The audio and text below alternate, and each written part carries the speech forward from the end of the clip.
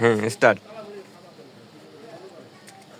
আজকের মাদক বিরোধী আন্দোলনের সম্মানিত সভাপতি, মঞ্চে উপবিষ্ট আমার স্নেহভাজন ছোট ভাই, যুব সমাজের তরুণ সমাজের অহংকার শ্রী দিলীপ কুমার বাবু, মঞ্চে উপবিষ্ট আমার ছোট ভাই নওয়াসী তরুণের অহংকার, তৎসঙ্গে মঞ্চে যারা উপস্থিত আছে সকলকে জানাচ্ছি সালাম ও আদাব। আজকে মাদক বিরোধী আন্দোলনের যদি প্রতিটি স্তরে স্তরে যদি সজ্ঞানী এবং জ্ঞানীগুণী প্রশাসনিকভাবে যদি বাংলাদেশকে যুব সমাজকে সেই আগুনের হাত থেকে, নেশাগ্রস্ত থেকে যদি ফিরিয়ে আনতে না পারে, তাহলে 20 বছর পর প্রজন্ম ধ্বংস হয়ে যাচ্ছে বলে আমি মনে করছি।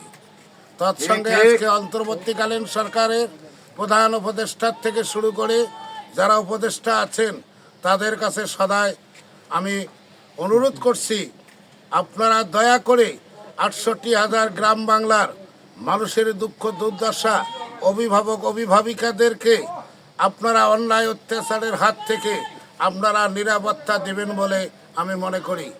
আজকে অভিভাবক অভিভাবিকার সচেতন মহল আজকে ধ্বংসের পথে যাচ্ছে।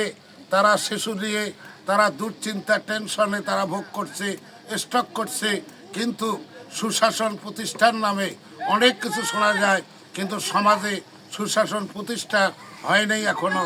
আমার মনে হয় যদি সুশাসন প্রতিষ্ঠা করতে চান তাহলে প্রতিটা স্তরে প্রতিটা গ্রামে তৃণমূল পর্যায়ে আপনাদের সেই কালো থাবার হাত থেকে তরুণ সমাজকে রক্ষা করতে গেলে আজকে আপনাদের সুদৃষ্টি কামনা করছি।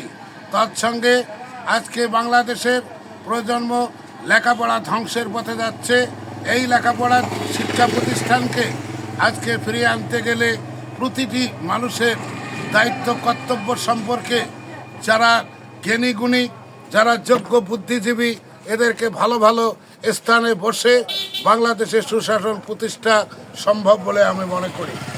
আজকে চেয়ারম্যান বলেন, মেম্বার বলেন, এমপি বলেন, মন্ত্রী বলেন, প্রতিটা স্তরে যদি যোগ্য ব্যক্তিদেরকে পদমর্যাদা দিয়ে তাদেরকে খুঁজে খুঁজে বাইর করে আমার মনে হয় ভালো ভালো পদমর্যাদা দিয়ে সুশাসন প্রতিষ্ঠা করতে অনেক সহজ হবে বলে আমি মনে করি।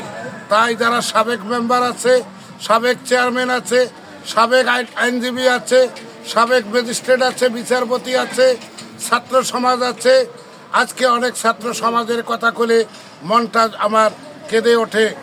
আজ অনেক ছাত্র সমাজ সুশিক্ষা শিক্ষিত হয়ে উচ্চশিক্ষা লাভ করার পরেও তারা আজকে এমনও গ্রামের পর্যায়ের অবস্থা, চাকরি না থাকার কারণে বেকারত্বের জ্বালা যন্ত্রণায় তারা ভোগ করতেছে। এদেরকে যে কোনো কর্মসংস্থান বৃদ্ধি করার লক্ষ্যে প্রতিটি উপদেষ্টার কাছে আমি আকুল আবেদন করছি। যেমন যুব উন্নয়নে অনেক কর্মসংস্থান বৃদ্ধি পাচ্ছে, তদ্রূপে আপনারা প্রয়োজনে লক্ষ লক্ষ লক্ষ্যে সরকারিভাবে বিদেশে এই উচ্চশিক্ষিতদেরকে বিদেশে পাঠাবেন, দেশের কাজে লাগাবেন, এই আশা প্রত্যাশা রেখে সকলের সুস্বাস্থ্য দীর্ঘায়ু কামনা করে আজকে বিদায় নিচ্ছি। সকলে ভালো থাকেন, সুস্থ থাকেন, অন্তর্বর্তীকালীন সরকার দীর্ঘজীবী হোক। আসসালামু আলাইকুম।